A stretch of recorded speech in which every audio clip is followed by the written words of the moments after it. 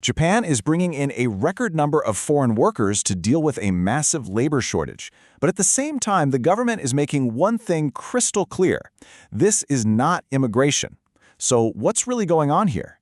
Is it just a temporary fix, or are we watching a huge shift in Japanese society that nobody wants to name? Let's get into it. And that really is the million-dollar question, isn't it? You've got the official policy on one side, with all its specific language and rules, and on the other, you have the reality of what's happening on the ground in communities all over Japan. Are these two things the same, or are they miles apart? Let's unpack both arguments. Okay, so first up, let's look at the official story, the government's position. The core argument here is that this is not about permanently changing the country. It's a temporary, very targeted solution for a very specific economic problem. The government's case pretty much boils down to these three key pillars. First, they say the visa system itself is designed to be temporary. Second, it's all driven by pure economic need. And third, they argue there aren't any real systems in place to help these workers fully integrate into society. Let's dig into each of these. So the crucial word here is intent. Programs like the Technical Intern Training Program, they all come with a built-in expiration date. We're talking up to 5 years max. The entire framework is built on the idea that these workers will, eventually, go home. So you see, it's not an open door, it's more like a revolving one. And you have to understand, this isn't some grand vision to build a new multicultural society. It's a really pragmatic, boots-on-the-ground response to a demographic crisis. Japan's workforce is shrinking fast, and key industries like construction, farming, and elder care are desperate for people. The policy is framed as an economic band-aid, not a social revolution. And this is a key piece of their evidence. They'll basically say, look, if our goal was for people to stay forever, wouldn't we have massive programs for citizenship, language training, and for families to join them? For most of these visas, that kind of support structure just isn't there, which in their view proves the whole thing was meant to be temporary. But is that the whole story?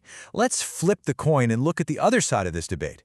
This argument says that no matter what you call it, what's actually happening on the ground is, for all intents and purposes, immigration. So this counter-argument completely flips the script. It focuses on three simple realities. First, that the definitions themselves are kind of blurry. Second, that people are settling down whether that was the plan or not. And third, that the social impact looks and feels exactly like immigration. Now this is where it gets really interesting. If you look at international standards, like the one from the OECD, an immigrant is just someone who stays in a foreign country for a year or more. Well, given that most of these worker visas are for 3 to 5 years, this definition suggests Japan is creating immigrants, even if it refuses to use the word.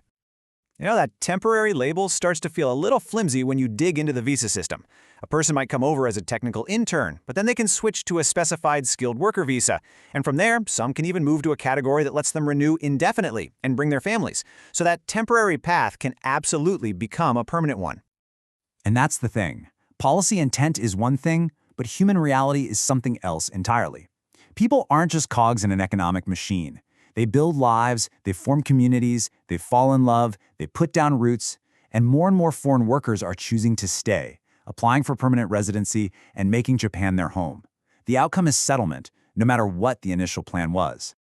And of course, that leads to real tangible impacts. Local schools are seeing a big rise in the number of kids who need Japanese language support. Neighborhoods are becoming more diverse. These are the exact same social changes and challenges that you see in countries that have official, out-in-the-open immigration policies. The label doesn't change the reality. So we've got two completely different ways of looking at the exact same situation. And this is what's so fascinating. Both sides are using real data, real numbers to make their case. Let's take a look at the evidence they're pointing to.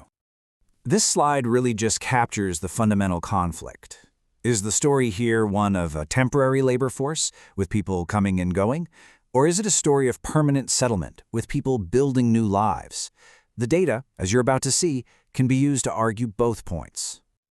Okay, let's start with a really powerful number for the de facto immigration side. Check this out. The number of permanent residents in Japan has more than tripled since the year 2000.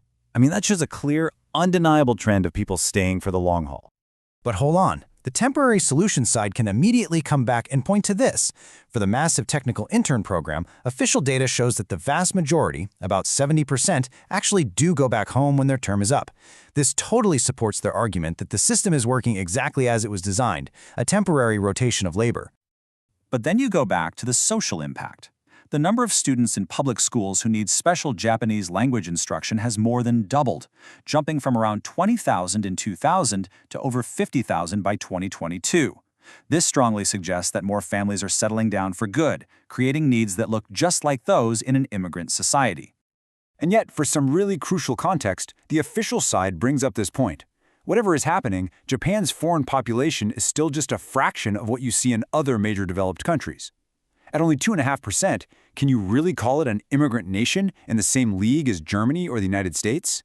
It's a fair question. So, where does all this leave us? It kind of seems like this whole debate is as much about the words we choose as it is about the policies themselves. Is the distinction actually meaningful, or is it just arguing over semantics? And that's the tension right at the heart of this entire issue. Is Japan running a very precise, carefully controlled temporary labor program exactly as intended? Or is it just experiencing immigration in everything but name, creating a massive gap between the official story and the real lived experience for hundreds of thousands of people? So I'll leave you with this final thought. Is this a policy that is genuinely not an immigration policy, or is it an immigration policy that is simply not called one? The answer to that question, whatever it ends up being, is going to shape the future of Japanese society for decades to come.